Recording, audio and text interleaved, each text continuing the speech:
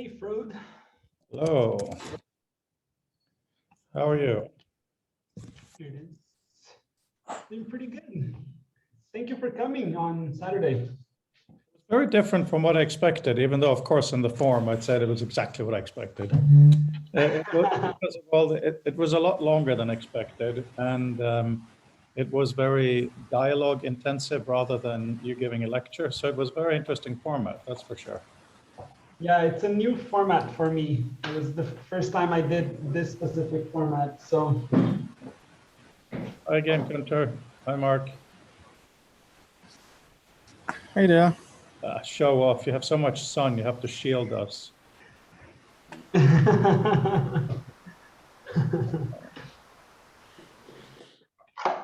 So actually, you know what? I'm just going to show you guys straight away. So I just had a meeting with Vince talking about marketing stuff. And good old Jacob managed to make a new version of this. So you all saw this on Friday, right? yeah. So this is a slightly new thing.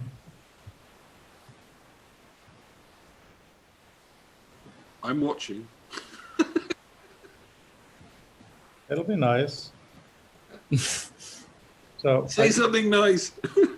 Well, that's all I'm saying. So just do that, right? So now, if I click here, this bit you've seen, and if I click here, whoa, that's different. Why is that different? Well, if I point to that line, it says why. The content is in the line. Cool. So simple and cool. It's so amazing to see. And it's so it's directional too, which is sort of interesting because there is a real issue about for different things you want bidirectional links, but sometimes in argumentation terms they're not bidirectional. So you absolutely do want to know whether something comes or not. How it comes. Yeah. Hey, yeah, you just entered at the right time. We're just going through a little new thing. Good. Mondays are good days. Yeah, it is kind of directional. Look, boom. But in a good way. Yeah, but without arrows.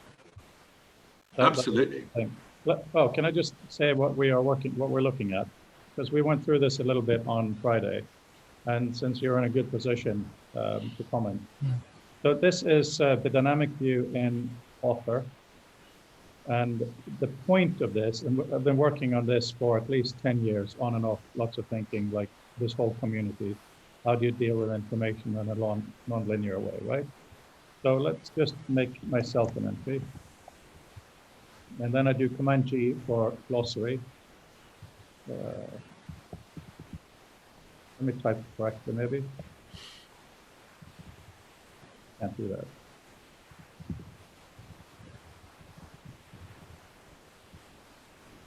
So that's all I do. Hang on, I have to move you guys so I get to the OK button. So, right. So now it's bold. That means it has a definition. And you saw that I typed in student at the University of Southampton. So all it's doing is matching that text to this other note. So in this case, graduated from the University of Southampton, Dave Millard was his advisor. But the new thing today that is so exciting, if you point to the line, did not work. Hang on. I just got an update here, so let's just see. Oh, it's broken already. Live demos, yay! Okay, maybe it was that one. This is purely sent over. I had a meeting with Vint Cerf an hour ago, so I wanted to show him. So the point is exactly that. You point to the line, and usually, well, it should give you the why is it coming and going? No, it's only from the University of Southampton. It's going the other way. Here. I'm not moving my cursor again. I'm not moving it ever. All right. So the point is, it highlights what the relationship was built on. So that's that sentence. And if that sentence looks a bit stupid, you just do Command G to edit the definition. So that was all very exciting. So sorry, Elena, we started a bit hardcore into things there. No, that's great. I was thinking when you had the unlabeled lines, I was thinking, man, if only they had a label, and they should have labeled. Yeah, thanks for thinking that. But the point is really to get it into the student's head. So it's, show as little as possible, show only when they ask, that kind of thing. Anyway, so yeah, how is everyone? Pretty tired. Unfortunately, my student is presenting our paper at CHI in, very shortly. And so, I debated, like, I wanted to make it a habit to show up and be a member. So I wanted to say hello, but I also wanted to say that before I go observe my student answer questions, oh dear, he doesn't always answer them well, was to ask how to enter. You gave me a code, right? So I could export from author. You sent me a code and it wasn't clear where to enter that. And I realized it's like such a stupid, silly question, but it's much easier to ask in person than it is. It is a stupid, silly question, but not because you are stupid. It is a stupid, silly question because Apple is stupid. You have to go to the App Store, scroll to the bottom and click redeem. And that is not really clear. We should maybe have that in our screen to explain. It's such a bizarre way they've done it. You're not the first to ask. Yeah, you have to get your hand stamped to get back in again. Yeah, let's not talk about Apple politics at this point. And No. it will start fuming. All right, well, don't mind me. I'm going to mute myself and just enjoy your conversation while I attempt to get that redeemed token and confirm that it works before I head off and write in it. Did I send you a link to our Circle community thing? Yes, you- that's where you sent me the message. Oh, okay, good. It's so all these different ways of talking, right? Yeah. Right, cool. I have a question for you, Gunther. And that is now that at least I'm pivoting from being a writing tool to being a learning tool, the dynamic view is much, much more important in my marketing, and I have to think marketing. So my question for you, Gunther, where are you with your space and so on? Because it would be fun to do connected things now. Right now?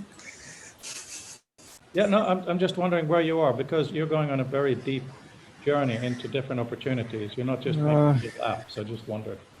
Well, no, it's not just about the connection. Of course, some would say it's all about the connections, but yes, well, I'm still exploring different options, and I don't know whether they are of interest at the moment. So I've just been thinking how to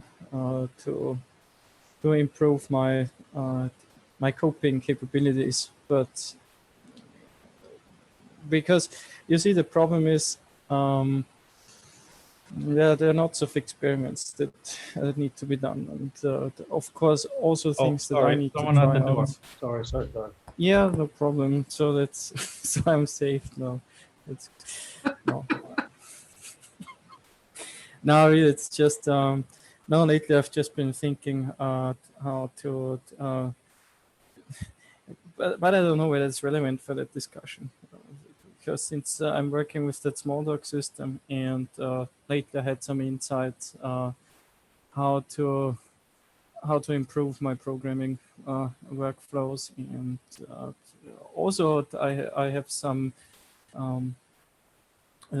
regular talks about the system, and we were talking about database technology as well, and so it's kind of all related to text, I guess, but not exclusively. Really, it's a whole bunch of issues. So of course, you can focus on a specific product, but I guess I'm not that kind of guy. So I'm just trying to figure out what tooling is required for the infrastructure, and yes, so at the moment there are not that many experiments except experiments that I do on myself, so it's probably not that useful for you.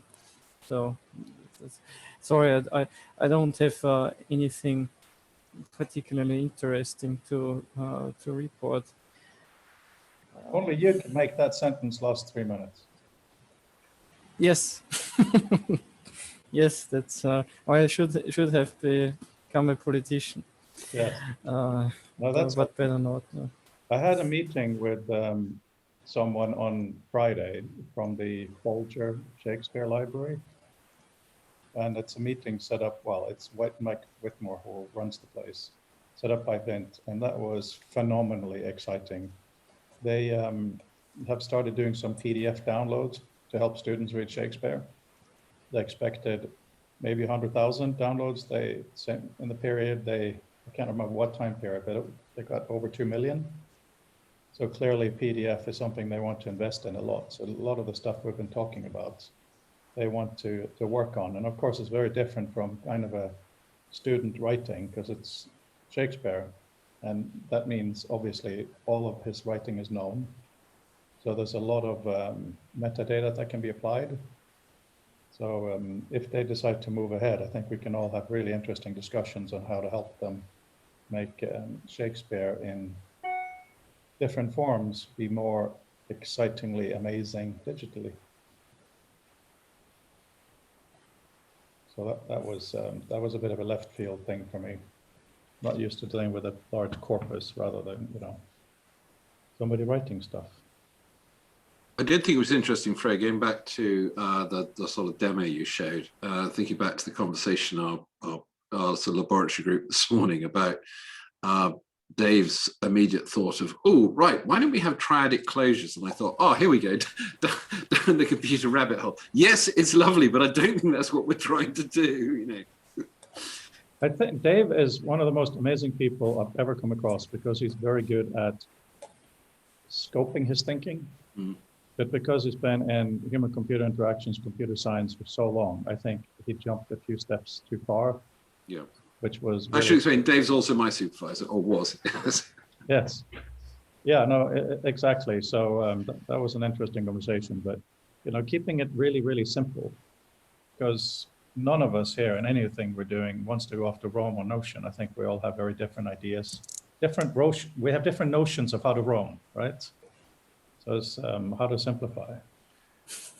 But I love the idea of links effectively being hinted in and out, because one thing that's always struck with me is this kind of thing that the moment you draw a line between two things, you're making an unconscious, quite deep cultural statement that you didn't mean or intend, which is why when people used to ask me about Tinderbox maps, I said, well, it's like mind maps, but without the structure.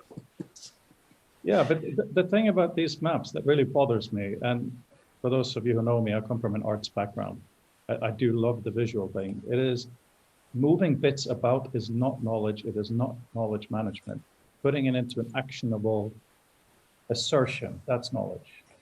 You know, should we move about all this information or should we invade or not invade? That's what it comes down to. Right, so that's why it has to be towards a thing, a something. I get so annoyed when it's all just a loose morass, because that's just copying the generality of knowledge in the world. And that's entirely useless. You need to produce something new to the world, right? Yeah, well, we're also in the phase where I think due to the sort of the blandishments of the AI community, the current thing is if I just get a bucket big enough and put everything in, you know, success will follow. And I'm not sure we're quite there yet. It's not that I don't believe in what's coming down the track. I just think we're being a bit... I'm looking for a name for this. Maybe I should call it Small Bucket. Small Bucket thinking. Mark's Small Bucket. It's like a chicken wings place, right? Mark's Small Bucket. I quite like glossy thinking, you know, you just... and now the science bit, you know. It's like a hair shampoo advert. Yeah, yeah, maybe, but I think maybe because I can't do that. I don't have the attributes for it. Elena, you're teaching, so you're gonna have to help me with a name here. You know, what do you call that thing of click and you see a connection? Is it a glossary? Is it connected notes? The premise of it is to help the student learn while they're taking notes, because they have to define important things. And at the end, they have a key concepts or glossary for the teacher. I've heard it mostly called like a mind map or a concept map, but it's not very specific. I think another thing that sort of I know it surfaced this morning was the fact that when you're talking about the glossary, that probably are more in the technical world and some professions, it shades into being a list of defined terms. Yeah. Which it is and isn't, but that, I mean, what you're not doing, you're not doing it from the perspective of having a list of defined terms, although in effect you've done that. I see Peter's got his hand up. Yeah, that's why, just before you, Peter, real quick, that's why this morning I thought maybe instead of calling it glossary, calling it a list of key concepts or key terms and things like that. Yeah, Peter? Okay, sorry I was a couple minutes late getting in. I hope I didn't miss anything important. Oh, you did. Can I have a quick briefing? No, I'm just teasing you. Also, I think concept maps have usually been depicted as indicating polarities and how one concept affects the increase or decrease in another. A lot of that came from the system dynamics community. So I'd say concept map already comes loaded with a lot of background concepts, so that wouldn't really be a good name. Yeah, I think that's a fair point, but you know, the target audience here is students who probably wouldn't know that. So it's a different kind of concept. You know, does it sound too pretentious? Maybe that's the other thing that's loaded. I don't know. But you know, what Raphael and Günther are doing is not at all the same, but it is related to doing stuff in a space. And it certainly isn't what was called spatial hypertext. And nobody knows what hypertext is anymore either. So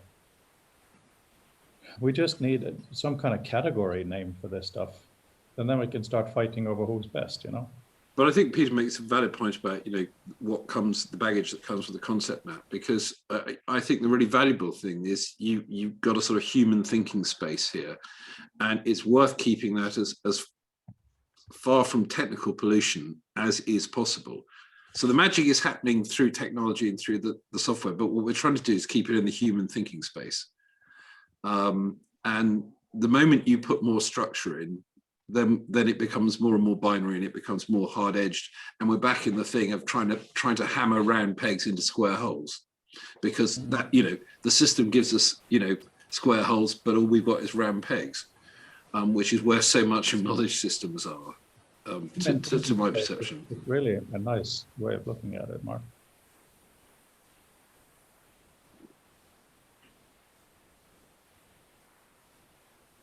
So this is like your Fisher Price set for thinking. My first thoughts.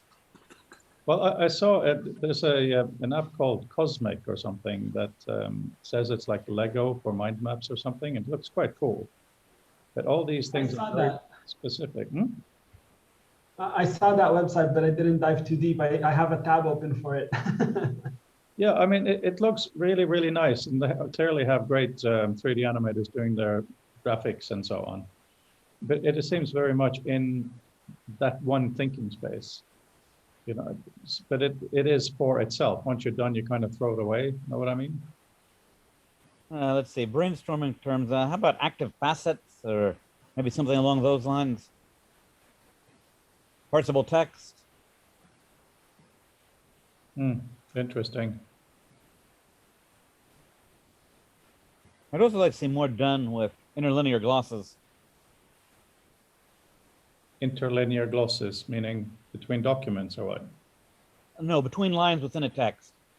You know, say have everything double spaced, but then pop extra content in between lines at appropriate points.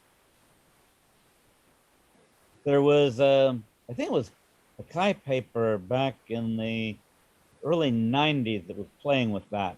It was one of the Xerox PARC people, last name with a Z. I'm blanking on it at the moment.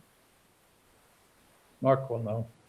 Sorry, yes. What? One of the Xerox PARC people, a woman, last name with a Z, was playing with interlinear glosses and visualizations within text. I think Zellweger? Yes, that's it. Polo Zellweger. Yes, yes, perfect. 2 points. Swift recovery. We knew you'd have it, Mark. I wasn't ready for a follow-up question, is the answer. How do you spell her name? Polle. Could you put it in the chat, please, Mark? Yeah, sure. I'll put it in the chat. Yeah, she published in the first Hypertext conference, and she was doing fluid links, I think, was the thing. Bear with me a moment. I'll just pop something in. Oops, sorry, wrong. Pressed the wrong button. It's in the. I'll pop something in the chat. So let folks move on. I'll pop something in there in just a second. Oh, Zellweger. Yeah. Yes. Okay, I see it. 1998. Yeah. It's for informed and incremental link transitions. Yeah, but she had a paper in the 1987 Hypertext conference. Oh, sorry, just a quick question. Has there been any recent comprehensive hypertext survey, like the first one that was done by Conklin in, I don't know, in the 80s? Because, I mean, there have been lots of innovations, I guess. It's difficult because the web basically broke hypertext in a sense. Yeah. Because it arrived just at the wrong moment. And the web did nothing wrong, but its technical limitations meant that a lot of the richness that was there is still sitting in the weeds unused. But now, now no one wants to do web because they want to do AI. So, who needs the web? It's sort of difficult. There's some really interesting stuff still there. But it's sort of difficult. There aren't hypertext systems now. There are very few. I mean, there's Tinderbox is one thing that is definitely a hypertextual tool. Some of these things like Obsidian and something possibly. I mean, Rome is, but it doesn't see itself as that. And I think that's, I have thoughts on Rome. I won't say anything, but it's cool and it's great. If it floats your boat, it's good. I'm not. It's a bit like people have just discovered links. So if you go back to intermediate, Klaus Atzenbeck did a workshop for ACM Hypertext in about November, and intermediate was demonstrated by Norm Mowitz, who worked on the intermediate project back at Brown back in the day. Brown also has a FRES simulator, which is interesting. That's also been shown on screen. So that's about the third hypertext system run in emulation. Interestingly, they had to reduce the amount of memory in the emulator before it would work. But no, it's difficult really, because hypertext has sort of become the web, but it isn't. And there's no money in hypertext research, so it's hanging out in the weeds. The one bit I would argue is surviving is spatial hypertext, and Klaus Atzenbeck and his team at HERF are definitely still doing stuff there. Theirs is slightly more computational, but they're looking at sort of document discovery and stuff using spatial hypertext and things. And it's definitely ongoing. But I mean, I think he's actually having a struggle too to find someone to put some money in the pot. We have to say that we're working on something that requires a huge data set and throwing it at a real big neural net. Yeah, that's good. Everything's got to be neural net machine learning now, so you have to find some way to hook your research into that if you want funding. It's not quite that bad, but I do think that as you're discussing hypertext, like I'm realizing, like I remember at some point I probably read a paper about hypertext as an early HCI system, but I cannot in the moment explain what aspects of hypertext didn't make it into the web. And you know what I mean, like that kind of that missing value, right? I mean, being able to say that concisely. Link bases is probably actually a key place to start. So the links are not embedded. The links in old systems, and you can download it because I've recovered. You can download a copy of Microcosm, which was Wendy Hall's system at Southampton in the late 80s. That again was just coming to fruition when the web arrived. But of course, and the other problem was networking arrived at the same time. So all these early systems, by and large, were not networked. Well, except for Intermedia, which unfortunately was done on Mac Unix, which only about 3 people had. So it was kind of hard to share. Augment was networked, Yep, It's was. off NLS, which NLS means online system. But things were missing. Paragraph level addressability. You know, you can do it if you manually put in an anchor, but you can't do it in any other ways. Links that go and do things, like go to a location, fetch something and bring it back, or can be redirected easily. Journaling, we don't have. Our version management systems are awful. So to be able to put something in a Wayback Machine or something and have it never go away, if you have a new version, it's a new version and they're aware of each other. That's another one. Link types. Link types is an important one. Multiple links from one to another. Yep. Implicit links, even though on the Mac at least, Liquid, my software does that. Doug loved it, which is nice. Different views, so you can choose to view your text, because don't forget, hypertext originally wasn't a blue link, of course. It was a different way of interactive writing and reading. So all That was those Ben things- Schneiderman was a blue link. Yeah, no, he put in a blue link, but that was quite a lot later. But absolutely, that was Ben. But you know, being able to collapse and expand a view, set how much space there is, all that stuff is part of hypertext. It's all part of the digital experience of reading and writing, both from what Ted and Doug were saying. Because views is a really interesting thing. I was trying to, I mean, this is something I can't find in the literature. I'm just used to it because I use it, because I spend a lot of time using Tinderbox, which just has views there. This idea of, I mean, I know if you go to Word, there's a print view and a sort of WYSIWYG view, but that's slightly different. This idea that you have the same data in your file and you just have a number of different visualizations. Mark, it doesn't all have to be in the ACM library. Well, no. So write it, you can put it in there. But I mean, on the view thing, a really key thing there that I think is absurd that's missing is we had it for a while, we had image maps. Yeah. But I mean, if you look at Doug's 68 demo, it draws a map and then each node can be clicked to expand into text. That stuff we need to have serious web developers to do now. Yeah. Yeah, no, Yep. Peter's right. He's just linking here in the text. Authorship, provisions, and augment is a really long list of what we're missing. Yeah. Unfortunately, I have to go see my student present. Good luck. It was good to see you. I couldn't find, it seems like because I installed it without paying for it, the redeem is not available to me in the App Store. So I'm going to delete the application and reinstall it. No. That's really weird. Hang on just a quick second. They're completely independent. In the App Store, when you go down at the bottom, it says redeem, right? No, it doesn't. Okay, so on the macOS App Store, on the Discover page. On the Uh, Discover page. Discover. Oh, not on the page specific to author? No, you see, Apple has made it as hard as possible. Sorry, that was another stupid thing I should have told you. Yeah. Ah, that's where it is. Yeah. Okay. Because you'd have guessed immediately. Right. It's a bit crazy, but thanks for telling me so we could clear that up. Sure. All right. And authorship provisions and augment, where should I look for that? Just do a Google search, it'll come up and smile at you. Hang on, let me just send you a link. I've done a summary as well of it. 1 second. It's on Doug's main website maintained by his daughter Christina now. Yeah.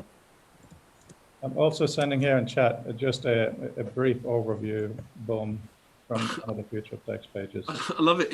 Next to the redeem button in the App Store, there's a button I misread. I thought it said add funds to Apple. If you press this, all your money gets sent to Apple.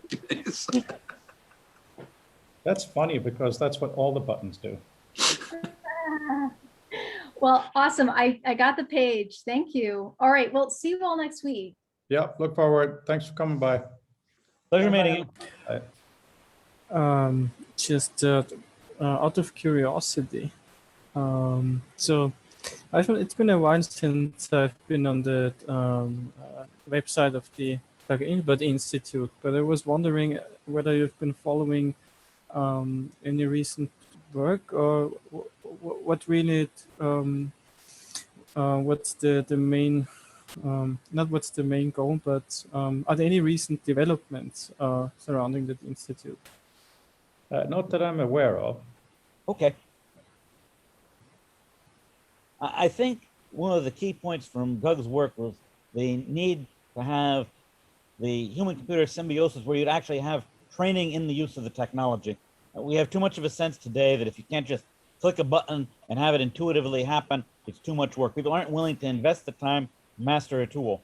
And I think that's what's so unique about Tinderbox. And it's probably the only commercially successful system out there now that was designed from the ground up as an Erector set that has a very rich set of deep affordances in it.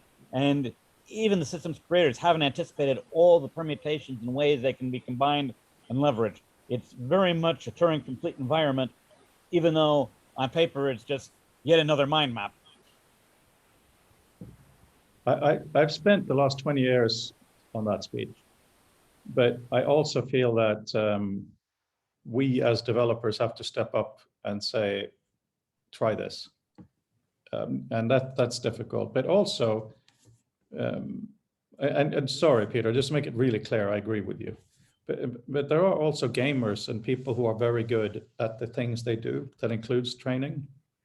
So we have to provide the tools so that if someone wants to become a knowledge worker athlete, they can do that. Ooh, You know, Pages in Google Docs and Word do not allow for that to happen. It's such a narrow ceiling. But I think to just pick up something Peter said, and I, you know, having, gosh, now sort of effectively run the community support for Tinderbox since 2004, have some sense of this is, and this is really brought home also by my experience working up in a government department a couple of years ago, is just that people have moved away from the expectation that they need to learn how to do things. So this is not a fault of the software. It's more, it is a sort of, it's a workplace failing. And it's not that it is bad, and it's not that it's bad to make things that are easy to use, because often you want them, but anything deeper and richer does require some attention to detail. And that's where a lot of us, I think, have become or been trained into being quite lazy. We won't commit the effort to it. So we need to bring back national service. No. But, you know, case in point, I deliberately did all the training that was supposed to happen in the department I joined, and it was useless, and no one was paying attention anyway. And then you wonder why the whole building's built on sand, because nobody really understands the tools they're using. And then it becomes a dirty secret, you know, then it's too embarrassing to talk about the fact you don't understand how things work. So you know, I do think getting people to understand that to do anything bar the most constrained, where you can have a very highly optimized system, you know, some learning is there. And it also plays back to Doug's thing of having the sort of the system of the A, B, and C, where you have this sort of trickle down, and you have a limited number of people who have to understand a lot. Unless as you go down, but I don't think that means that those at the bottom have to understand nothing, which is sort of where we've got ourselves at the moment. Talking of ABC, of course, what we're doing right now is supposed to be C.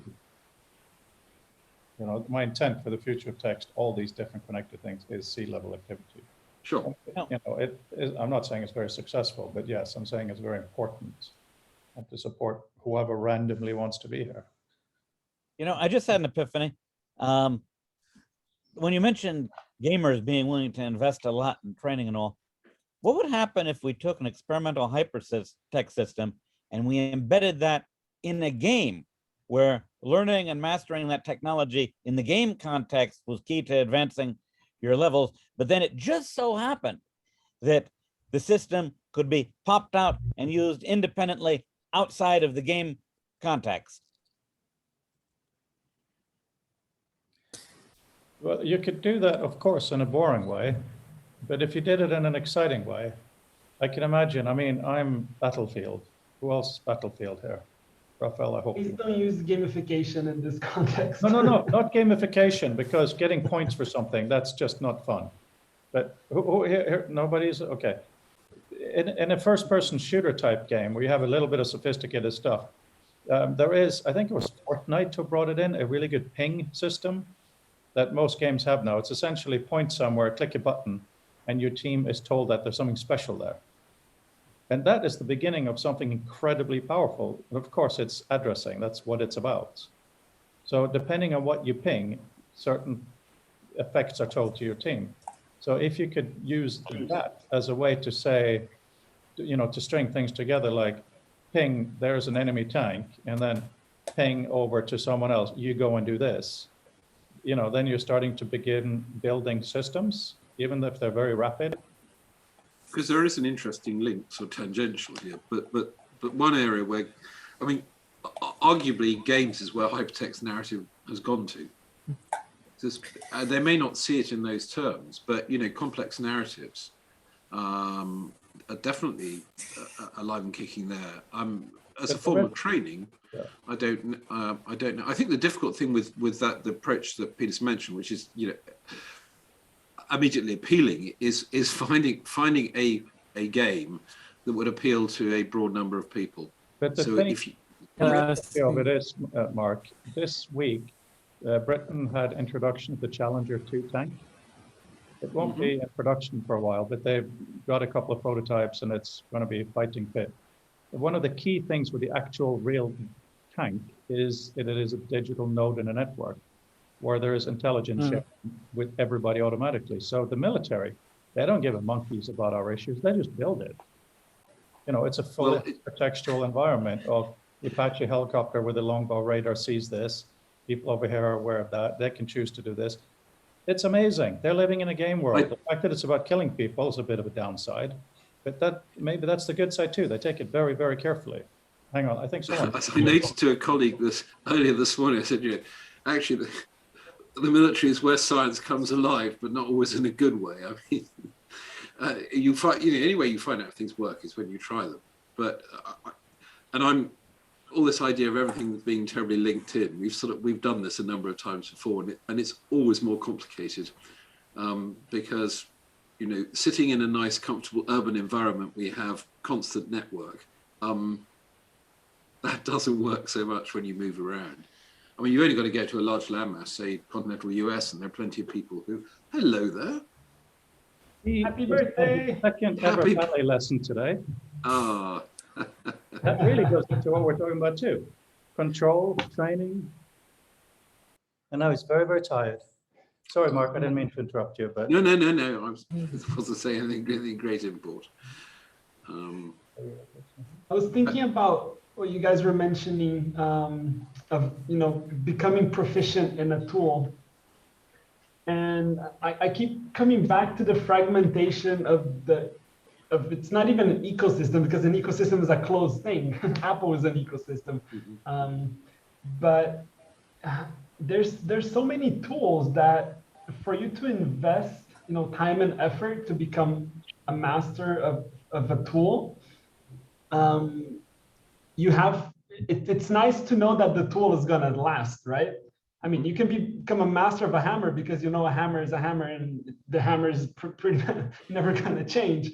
And when it comes to software and to these digital tools, when I watched Doug's demo, right, there wasn't anything else, right? There was Doug's demo, and he was presenting a lot of these new ideas. So in that context, in that integrated system, it made a lot of sense for you to become a master of that tool, to become extremely proficient in that environment. And then everything fragmented. So even if you're proficient in one software, this software, you have to use another software to do maybe visual and another for text, and they don't talk to each other. So you have to become master of two different tools, but they don't communicate very well. That's a really important point, but I would like to add to that Photoshop. Because, it's been around forever, and it's a prime example of where you can get really, really, really deep. And of course, in the Adobe suite, things hang together, but that's where it ends. So I agree with you, but there is a little bit of a shining positive example in it, and that's it. On the Photoshop, I'm glad you mentioned that, because that's the other side of the problem, is that once you develop one single tool for a long, long time, it becomes bloatware. So Photoshop does even 3D nowadays. Like, I just wanted to edit images. I don't want to do 3D on Photoshop. So for me, for example, I use Pixelmator on Mac, which is a very simple Photoshop-like software that I can do all my basic day-to-day things. I don't need a lot of the things that Photoshop offers me. So when that happens, what I would like to see is you have a base version of Photoshop, which is the bare bones, and then you add on things as you need, depending on your context. If you're going to do 3D, maybe you don't need a bunch of brushes and different things. If you're only going to do pixel art, then you have a grid that you can work with pixel art. So you build the program based on your needs, and then you become proficient with that specific tool set and not the whole I package. agree with you, but oh my God, so many hands. Okay, I'll shut up for once. Okay, Gunter, randomly. Yeah, thanks. So, well, I think this is an excellent point, and this is something that's driving me really crazy, whether you believe it or not. And especially, I mean, yeah, I like the point with so sometimes you need simpler tools, sometimes you need more sophisticated tools, and it's really a problem that because you see the real world, it's integrated, so I can pull I can use whatever tool I like, and I don't have to install a plugin or a patch to I don't know, to use goggles, for instance. And it's really quite a problem that we don't have that yeah, there's a quite affordance, but I think that necessary cognitive prerequisite really to do an integrated system. So absolutely, yeah, I agree with that 100%. I still don't have an answer how to build, how not to build yourself into a corner. Mark, I mean that. just going to close the door while you guys are talking. Oh, okay, so I'm still. So that's, I think it's the problem is it's a huge topic. So the Unix approach didn't work very well. It worked to a certain extent. Yeah, you can, but text is well. You eventually you'll end up with problems if you only do batch and text processing. But in particular, if you talk about interactive systems, well, that's really difficult. And I don't know, I don't have an answer, but you're absolutely right that if you take a look at Microsoft Word or any word processor, you see exactly that problem. So you see the tool evolves and every idea is crammed into it. And now you have something that nobody can perhaps use very well.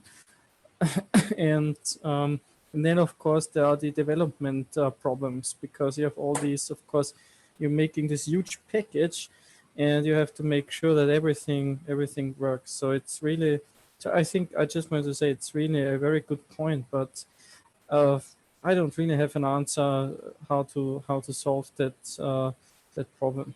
Visual Meta. Except for Visual Meta, yeah.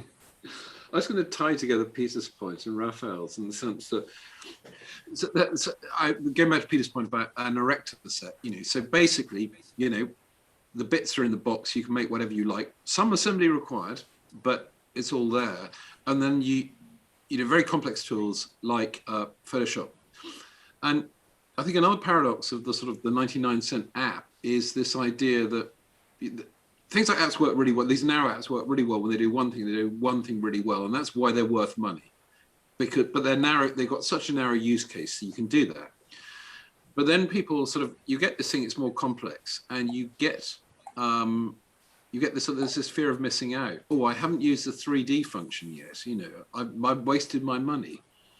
No, but again, it's difficult, and Peter will see this in the Tinderbox community. Just teaching people to relax a bit and say, well, just step back. What is it you want to do?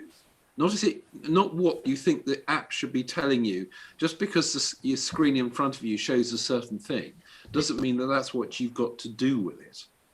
The reason, yeah, but the reason Photoshop got, it's just many, many years of development. But the reason I say Visual Meta is not just because it's me, but also with images is EXIF. Images have encoded stuff about what they are. And that allows you to take any JPEG into any program and do anything you like.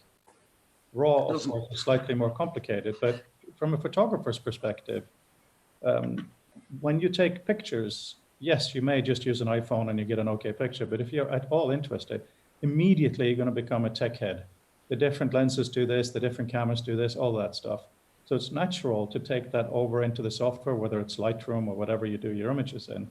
So the fact that you have a camera and a lens, you change that. And then on the computer, you have different software. The photography side of the world, they live in a better world than knowledge workers. Well, only after a long gestation. I mean, I was doing image database work back in the sort of late 90s, early 2000s, when before, you know, they'd actually sorted this out, which meant that nearly all the tools stripped out all the metadata, not deliberately, but because it just didn't know it was there. They were written before anyone had a notion of embedded information. And I think that's a rather pertinent point as to where, you know, this is the challenge. This is the challenge, and indeed the really nice part about visual meta, because it's sort of, it's acknowledging this problem. And it's not strippable unless you really work at doing it. Sorry? I mean, you can't strip it out accidentally, but I mean, the meeting that I had with Bint today was based on an email that I sent to him that had that sentence that I think we talked about last week. The neuron, the human neuron, has not really evolved for millions of years. How it's organized has. And that's why when we talk about the tools is one thing, but the data interchange is so effing important, right? And it's not just JSON, because that's kind of a hidden pipe. If someone does a competitor to visual meta, fine, I'll go back to being a photographer. I really don't care. You know, I'm invested in this approach, fine. But, you know, so when you guys bring up it's too much stuff here, you should be able to take a native manuscript, like a Word document or an author document or whatever, somewhere else as well. You know, that's also something we have to do. Because, you know, Gunther, you should not be able to, sorry, you and Raphael, let's say, with the two systems you have, you should be able to share stuff natively, no question, as natively as you can. Shouldn't have to go something as barren as PDF, but, you know, we should do what we have.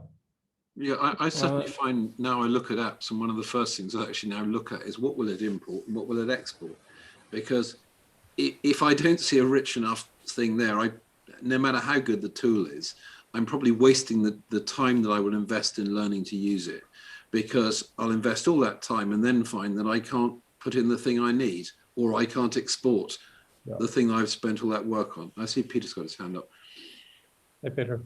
Yeah, I was wondering if it would help to get adoption of visual meta if we set up a whole collection of libraries for all the major programming languages to extract visual meta from a document and turn it into a native data object in that language. So you could have visual meta JS, which would go through something and give you back a JSON object from your visual meta that could be used in a JavaScript program. You could have the same thing, and the C++ thing would give you back a C++ record. You could have a Python library that would pull visual meta out of a document to let Python people play with it as a native Python data structure. Yes, please. Yeah, that would be fantastic. I mean, we're going to meet with the ACM digital library people again relatively soon. And, you know, if we could tell them these things exist, even if it's just a few test cases, I think that's a very good idea.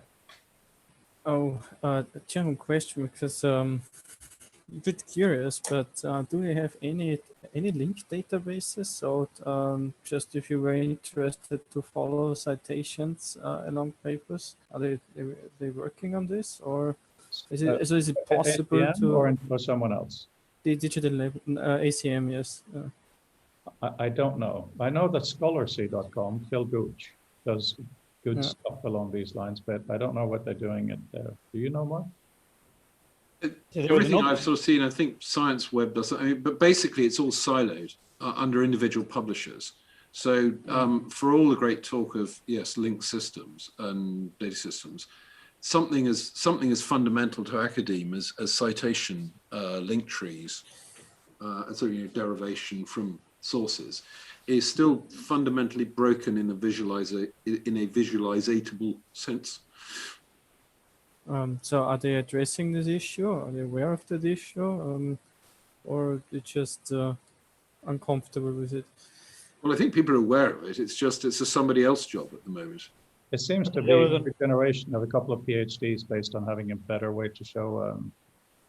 There was an open hypermedia working group that was doing things a decade or so back. I don't know if they're still active. I can't believe how easily I can lose a book in my own bookshelf. Happens to me all the time, Fro. Don't feel bad. Whenever a wall is covered with books, it's easy to lose one. The worst part is when the book belongs in more than one place. And a couple of cases, I've actually wound up with copies. Buy another copy of the book. Yes, I've done that a couple of times, Mark. Never happened to done me. that. Never ever happened. Oh. Yeah. I popped up in the site in the Oh. chat the thing to Cytology. I may have put it in before, but it's one of the things, and it's sad. It was a project done at Autodesk Research. I think it was Java based, and clearly nothing came of it. You know, it was another one of these academic projects. But just the picture alone, I think, is really interesting. This idea of looking at you know, what this is effectively doing is visualizing the forward and backward links of a paper. It's situating within its precursor work and the work that's flowed from it. And I must say, you know, I was surprised when I went back to study my master's in 2013 that, you know, I couldn't just do this, because if I'm honest, I just had an expectation out of nowhere that this is the kind of thing I'd be doing when I looked at something, but we can't do that. Because the visualization tools aren't organized. I mean, there are things that could do this, but they don't. People aren't really trying to do this. And I think the data is too segmented, or, you know, it's inconsistent in its nature. So you end up having to do an awful lot of cleaning to get to a, you know, to get to a clean set. That's where Visual Medic could really save us. Yeah, well, I mean, I think to the thing I've been working on recently, which is just a data set of 30 years of ACM hypertext, and that's almost had to be done by hand because the sources are so messy and so broken. Which should give us food for thought. What kind of information? Well, because the you know, the early citations were done by OCR and they're broken, so all the things like the accented symbols or the ligatures broke when they were passed across various text systems. You have a website. Well, even the current DL, the old DLACM was all tables and had no semantic markup at all. The current one, I think, has some, but it's not in a way that helps you read the data in any way. Their terms of reference forbid you from doing it. There's no API and you can't use web scrapers. And I think if you tried to use a web scraper, you wouldn't have much fun because the pages are being constructed in, they're all cleverness with whizzy things that flow up and down the screen that get in the way of what you're trying to read. It's not been thought through. You know, it's a good sales site, but it's awful to use for actual research. Well, I have a very weird story about that because several years ago I was interested in cybernetics, and so there was this one author, and the question just popped in my mind: well, who is actually citing that author in computer science? So, and I used the ACM Digital Library and used some papers to look for. It was incredibly difficult. So. I mean, in the end, I managed to produce a graph, which wasn't, I think, complete by any measure, but it was an enormous, amount of time that I had to spend just to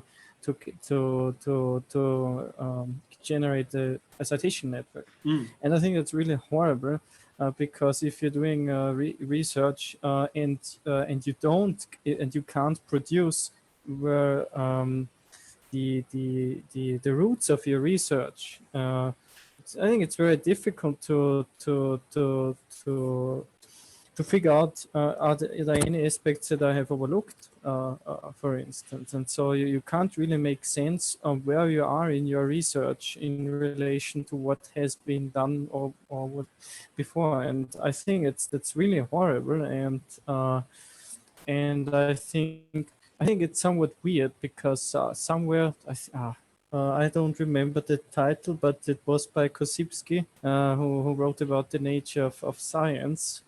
And he said, well, accumulation of knowledge is not really science. Well, what's important about science is to draw relations, to see it, as to argue how your findings are related to other findings in research. And with the horrible and with the situation that we are in, I think it's tremendously difficult to really do that kind of yeah, well, any research really. It's interesting because this sort of came up in a conversation Fred and I were in this morning with our supervisor amongst others in our lab group. But and he was talking about we were talking about marking and how how you assess papers. And this is one of the things that we're looking to see is have people assembled all the information, which is just what you've talked about. So it is ridiculous. We're in the situation where so much effort, certainly for academic writing, goes into chasing around something that is ostensibly connected but isn't, because that apparently, in a sense, that's something we should be able to get easily, so that you can put your effort and your intellectual thought into then doing the argumentation, into actually looking at it. I would argue that one reason sort of people don't get around to doing the argumentation is they've spent so much time just trying to find the information. Yeah. Totally.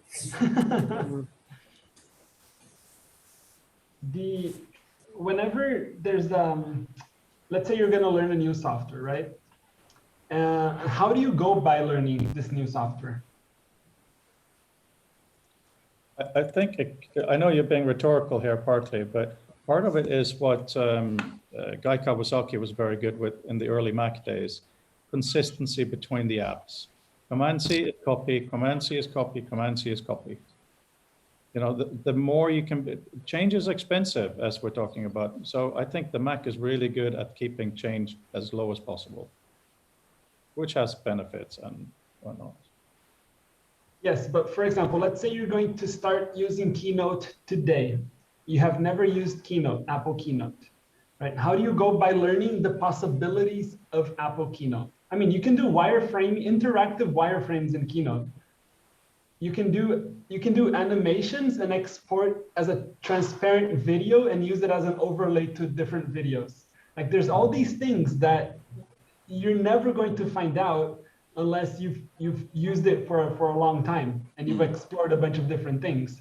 There's no single point where you can have like, here's the Keynote Academy for beginners. Here's all the possibilities you can do. And then you choose a path to become, proficient in, and then you can then go to another path. Like, this introduction to learning different tools is simply non-existent because it takes effort to produce learning content for tools and software. Before handing over to Mark, there is a little bit yes, but with YouTube, because there's so many things you can learn on YouTube, including software that is not created by the main company necessarily. Yes. That is actually good. But yeah, in general, I get your point. It's just, I'm not that kind of a guy. I would go to bed reading Mac User, and if there are any ads at the back, that will be the key. Oh my God, I need to pick it up. We're not the audience here by any means. Exactly. But I mean, if you want to get something like for the masses to be an augmented tool, then I think you have to teach in order to sell or to use. Like, learning has to be embedded at the core so that people understand the possibilities and then use it. Yeah. It's not the other way around. I think you're completely right. I think it's also here, it's interesting here Raphael said that, because I mean, another thing that we inadvertently trip ourselves up on is, so people will develop something so in order to get people started and not give up and complain, it's too hard, I can't use it. We make very simple things for them to get started, but it has the reverse effect slightly, that having done the simple thing, it doesn't take them any further, and they haven't been invited to learn. They're not drawn into it. And the other thing is, coming from a separate angle, one thing I've really noticed working, supporting a tool that is an open-ended sort of erector set, Meccano, if you will, is that people are terribly goal-oriented, but not in a useful way. So when they're trying to solve a problem, what they're actually doing is constantly measuring the delta between the imagined thing that they can't describe and where they are. So it's a bit like walking into the room, telling the painter it's the wrong shade and walking out again, and then coming in again and saying, no, it's still wrong. They're not learning anything. They're not gaining anything. All they're gaining is frustration. And yet when you try in that scenario to tell people to sort of say, step back, try and understand the problem. And so I'm too busy being angry about what I'm not doing to have time to learn how to solve the problem. I think I go back to the onboarding stage, which I continue to find that it's the most important part of anything, is the introduction, like the first contact with something. Because in that first contact, you can showcase, right, the possibility, even if it's like a quick 1-minute video, that would be a teaser of the possibilities, right? And we do have, in any app you open, you can go to help and look at the documentation, but it's probably the less clicked like area in any place. This is really, really tricky, Raphael, and it's really, really, really important. Me as a developer selling to individuals, I have this problem. And so what we do is you get a document that says, hello, user guide, quite dry, but then again, it is text. We also automatically open a web page that has a walkthrough video. And then after 2 days of using it, there's a little note saying, are you okay? Click here if you want more, get in touch with us or the video. And then after 5 days, we ask again, and then we leave it. But you're absolutely right. It is not easy because those messages and those alerts are exactly at the wrong time. No matter what, it's going to be annoying. Yeah. So it's really, really important therefore to build, I know they keep saying it and I have a hard time, but build a user community. So if someone sends you an email, they know there's a human there or a Twitter thing, but that goes for the advanced user. So I'm just waffling now in agreement with the issue you're highlighting. I'm just thinking that we should have just always two environments, one to use and one to learn, and they should be integrated. And then in the learning environment, you have these little activities where if you're showcasing what you showed today in the beginning of the connection, showing the text in the middle, that should be a little activity that people can do very quickly, and a little GIF on the side showing what happens when you mouse over.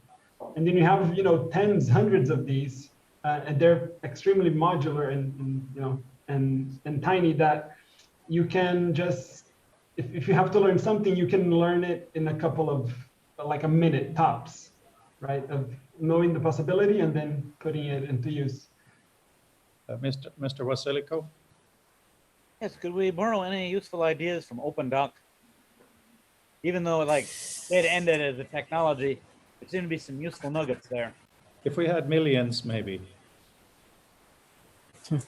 I'm just saying ideas, not attempt to salvage the code base. Certainly that'd be an exercise in futility. I've just put something in the sidebar. Typing universal chart maker, which is interesting. This is a guy, and I would now get brought up on my complete inability to guess Portuguese pronunciation, but a guy called Jorge Camões, who's an Excel guy. But he made a really interesting thing as a Excel chart maker, and the idea is it's all done on icons, which was an interesting Bravura piece. And they appeared as an ebook, and it's disappeared. I mean, I've got a copy. I don't know why he stopped doing it, whether he just fell out with the person who was doing the fulfillment or something. I don't know. But it is quite an interesting idea. He did it for Excel and for Tableau. I just mentioned it as an interesting idea, interesting approach to sort of learning. So it's monkey see, monkey do. You want to do this, then you click this button, then you click this button. And if the task is simple enough, or the app is designed in a way to take you through those, and something like Excel's probably been around long enough that those things probably are covered by a set of buttons. I don't hold it up as a particular candle, but I did think it was very interesting when I saw it. Mark, is this all done in Excel? Well, yeah, I think his stuff is, his book. Yeah, Data at Work. But it's a bit like, there is someone in the world who does the most wonderful sort of digital pictures painted in Excel cells, because they can, because that's all they had when they started out. I mean, no, this guy has done some interesting stuff, but I'll try and find the ebook, and I'm very happy to sort of drop you a copy because you can't get hold of it now, and you might find it just interesting as a reference idea, if only not what to do. I don't know, but he did have a link. I emailed him a while back because I wanted to show some some colleagues And he said, "Oh well, I've rather lost interest in that, or he stepped away from it." It's a shame, really. It's another interesting idea, and it gets around a sort of language barrier too, because of course, if you're not a native speaker of the developer's language, Let's talk about OpenDoc. Yeah. If that's okay. I just realized, so this whole brain thing changing and the node and all of that, and also in these glossary terms and author, I want you to be able to click to copy a visual meta complete thing there. But you should be able to easily somehow put commands in there that someone else's. So what is the structure for that? I mean, on the Mac, we have services. Services are immensely powerful when Apple allows us to use them. You know, so if I have installed Gunter's view of something, there's no reason why the user, without even knowing me, ideally should be able to go between them. It's not OpenDoc, but it's, you know, inspired by the same data, different apps, right? I don't know. Oh, are you thinking more of the app-specific URLs that Apple supports? Yeah. So like if I drag from Tinderbox into DevonThink, I get a link back to the Tinderbox that's a URL scheme for Tinderbox. And Tinderbox can also activate the DevonThink URL scheme to jump to a specific point in the other app, and they tie together that way. Wait, is that through a kind of a deep link like com.apple/, or are you talking about drag and drop, or are you talking about links? What you Dragging and dropping from one app to another creates a hyperlink at the target that has the URL scheme for the Mac app that was the source of the drag. So I guess each program has its own internal unique object identifier representing that point within its application. And the OS is routing to that app's controller when someone in another app clicks the appropriate link. I think that's very interesting what you're talking about here, because we've been talking about copy, but of course drag and drop on the Mac has to do all kinds of stuff too, including that. Well, I mean, I know a number of sort of Mac apps they also do Studio Utica protocols, don't they? So Bookends, DevonThink, Margin Notes, I think Evernote. So in other words, it's normally the app, you know, / the application name, and then you can basically point into a resource. I think one of the problems actually with a lot of the drag and drop is that for so long there's been openness in what people put there, and I know I'm excited. I occasionally exasperated emails from Mark Bernstein explaining, you know what he's just discovered in a simple drag drop that someone was complaining didn't work. So it can be quite difficult. So even something as simple, this is the problem when you drop something. Did you get the right? You know, did you get the right thing out of it? Did you get the right text encoding, right language?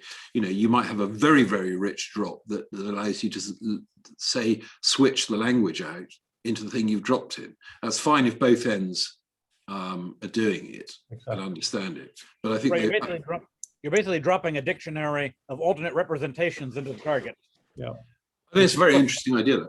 Which is similar to, of course, what happens on the copy clipboard. Just kind of, since we're winding down time-wise, we're over already. Raphael, we've seen me, which is really cool. But in terms of the things you are talking about, the issues you bring up, what is most relevant to your world? For my world is connection between APIs, conversation between different apps and softwares. I think that would be the most important to me for me.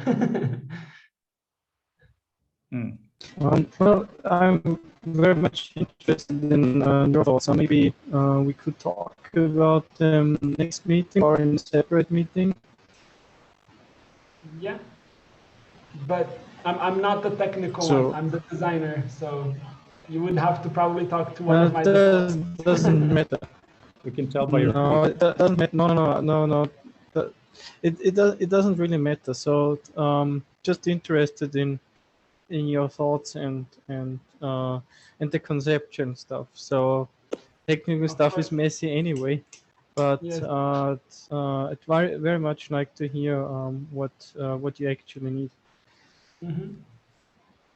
Sure.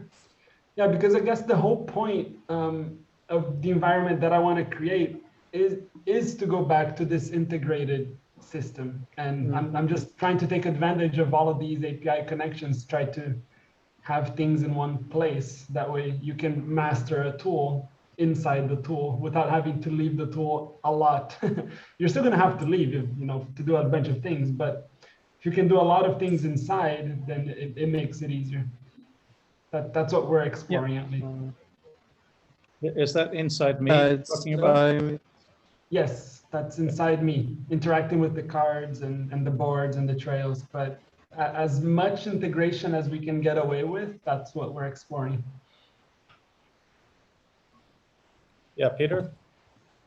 Yes, in the absence of any progress on the documentation front from the IMBA community, I've actually started running a whole bunch of experiments in my web hosting platform to try to get server-side IMBA scripts operating.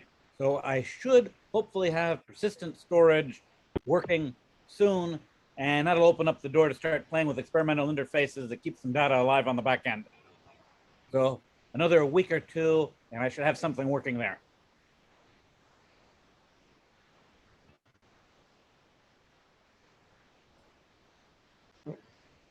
Maybe you can give a demo. Well, you're breaking up, Gunder. I didn't catch that. Yeah, I was sorry. Something wrong with my connection. Are you still there? Yeah, I'm here. I know. Okay. Oh, Road looks frozen. Is he breathing? I can't tell. I'm still there, so it's just now that was weird. No, I'm just wondering whether you could give a short demo or because I'd but very interested in seeing your progress. Yeah, as soon as And it's others working, I'll do perhaps a demo, definitely. Okay. For Freud, I've got a message back from Alan Laidlaw about showing him Tinderbox to talk about the concept, just to show him the concept of views, basically. Cool. So Yeah. I'll follow up on that. I feel so old with some of these people. There's so many things that are being rediscovered, which is interesting. Anyway, gotta go. Dinner has to be made for the family. Yes. Okay, see you Friday then. Yeah, and also these demos that we're talking about here, I think that's really, really good, especially if we set up a specific half an hour, because it gives specific things to talk about. So, Peter, when do you want to show, or should how do we organize this? Well, I'm not sure if I'll run into any roadblocks yet. So it looks like it's going to be working, but since I can't guarantee it, I'll just let you know as soon as it's working. Okay, fantastic. Yeah, let's just keep each other up to date. And thanks, guys. Look forward to Friday. And yeah, that's it. Have a good week. Bye. Okay, bye-bye. Bye all. Bye. Bye. Bye.